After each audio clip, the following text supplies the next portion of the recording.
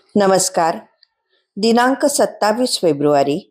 कथेचं शीर्षक आहे तुझे ऋण फेडावयास आलो. महाराज चोळाप्पाच्या घरी राहावयास गेले तेव्हा चोळाप्पाची परिस्थिती वाईटच होती. तुझे ऋण फेडावयास आलो, आता निश्चिंत राहा, असे महाराजांनी त्याला अभय दिले. तेव्हा चोळाप्पाची सासू राधाबाई म्हणाली, आम्ही अभागी, पण योगी, आपण काहीतरी करावे. डाळ तांदूळच नाही तर स्वयंपाक तरी कशाचा करावा हो. तेवढ्यात कोणीतरी महाराजांपुढे शिधा आणून ठेवला. त्याचा स्वयंपाक झाला. पुन्हा एके दिवशी महाराज राधाबाईंना म्हणाले, आज स्वयंपाक पाणी नाही वाटते. घरात लाकडे नाहीत, ल्यायला कपडे नाहीत.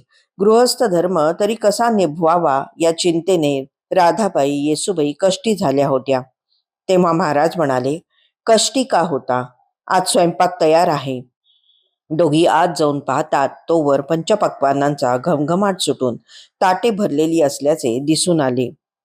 ज्याच्याकडे भगवंताचा निवास असतो त्याच्याकडे भगवंताचे षडगुण ऐश्वर्य असले तरी ते भौतिक लौकिक दृष्टीने वैभव्य असेल असे नाही. पण त्या घरातील सुख, शांती, समाधान, प्रसन्नता याला मात्र अंतपार नसतो, हे तितकेच खरे. काही ठिकाणी राजयोग दिसतो खरा, पण त्या बऱ्याच ठिकाणी भौतिक सुखसोयींची आणि वैभवाची वानवाच असलेली दिसते. असे असले तरी खऱ्या भगवत भक्ताला त्याची फिकीर नसते. कबीराच्या घरी कुठे हत्ती घोड्यांचे वैभव होते, तरी पण तो सदैव भगवत भक्तीच्या मस्तीतच होता ना. त्या मस्तीतच तो हम है इश्क मस्ताना, हमको होशियारी क्या, रहे आजाद जग से, हम दुनिया से यारी क्या, जो बिछड़े है प्यारे से भटकते दर बदर फिरते, हमारा यार है हम में, हमको इंतजारी क्या, असे म्हणत अत्यंत आनंदात जगत होता. घरच्या दारिद्र्याचे त्याला कणभरही आणि क्षणभरही दुःख नव्हते. इतरांच्या वैभवाचे वैषम्य वाटत नव्हते. उलट तो आत्मविश्वासपूर्वक आणि आत्मानंदात मग्न होऊन जगाला ठणकावून सांगत होता, जो चलना राह नाजुक है, हम सिर बोझ भारी क्या.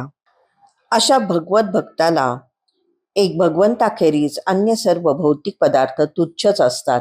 म्हणून तर कुंतीने भगवंताकडे आपदाहा संतु न शश्वदाहा, म्हणजे सदैव संकटेच येऊ देत, अशी मागणी केली. कारण सुखात देवाचा विसर पडतो आणि दुःखात त्याचा आठव होतो. हा मनुष्याचा मनोधर्मच कुंतीने प्रकट केला होता. पण भौतिक सुखांची चटक असणाऱ्यांना ते पटत नाही. त्यांच्या लेखी देवाची गरज असलीच तर ती भौतिक सुखे पुरवण्यासाठीच असते. म्हणून देवधर्माचे उपासनेचे भय त्यांना दुधारी शस्त्रासारखी घातक वाटते.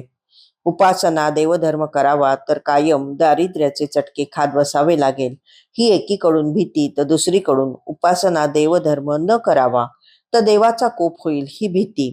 हे खरेच अज्ञानमूलक आहे. देवाचीच ओळख पटलेली नसते. शाश्वत सुख म्हणजे काय याची समज उमज नसते. म्हणून त्यांची अवस्था या लीलेतील राधाबाई येसूबाई सारखी झालेली असते.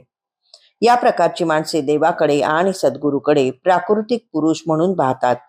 त्यांच्याकडे जाताना अशी माणसे वाण्याच्या दुकानात जशी वाण सामानाची यादी द्यावी तशी हे पाहिजे ते पाहिजे अशी यादीच घेऊन मागण्या करीत असतात.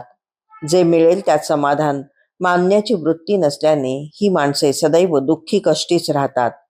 वेदितव्यम दैवतम असे शौनकांनी सांगितले आहे. देवतेचे यथार्थ ज्ञान असणे आवश्यक आहे. प्रयत्नपूर्वक ते ज्ञान वाचन, चिंतन, मनन, निधिध्यासन करून प्राप्त केलेच पाहिजे. हा त्यामागचा उद्देश आहे. गुरुपदिष्ट मार्गाने ध्यानधारणा यासाठीच अत्यावश्यक ठरते. चोळाप्पा, कृष्णाप्पा, श्रीपाद भट हे तिघेही महाराजांकडे देवाभावाने पाहत असत. लौकिकाची चाड न बाळगता हे महाराजांच्या सेवेत रमले होते. त्यातही चोळाप्पाला घरातील मंडळींच्या मायामोहामुळे, ममत्वामुळे थोडे धनाचे आकर्षण होते हे खरे, पण ते तितकेच कारणापरत्वेच होते. एरवी त्यांचे महाराजांवर निरातिशय प्रेम होते, निष्कपट प्रेम होते, हे निर्विवाद सत्यच आहे. महाराज राहावयास आल्यानंतर चोळाप्पावर अन्नपूर्णा कधी रुसून बसली आहे असे झालेच नाही. महाराजांच्या सेवा सान्निध्यात चोळाप्पा शांत, दांत, समाधानीच होत गेला. हेवा वाटावा असे भाग्य महाराजांच्या रूपाने त्याच्या घरी नांदत होते.